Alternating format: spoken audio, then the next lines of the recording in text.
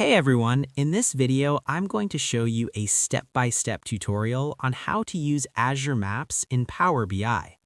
Now, if you've ever wanted to visualize your data on a map and make it interactive, dynamic, and easy to understand, this is exactly what Azure Maps allows you to do. Instead of just looking at tables or charts, you can see your data in a real-world context, track locations, analyze patterns, and create reports that really stand out. I'll be taking you through the entire process, starting with how to connect Azure Maps to your Power BI dashboard, bring in your data, and make sure it appears correctly on the map. Then we'll move on to how to actually use it.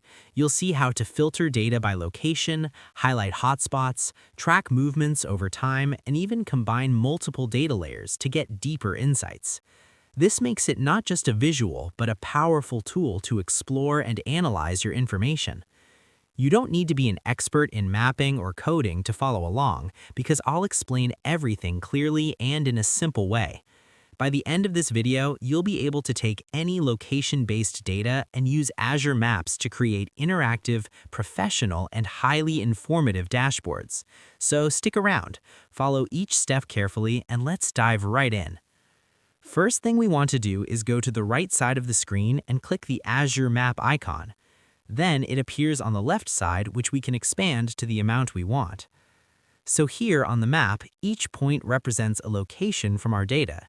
The latitude and longitude make sure it's placed accurately in the right spot. And over here, the legend shows what each color or size means, so you can quickly understand what the map is telling you at a glance. On the right side, you'll see a list of options or categories. Just check the boxes for the data you want to display, and immediately you'll see it appear on the map.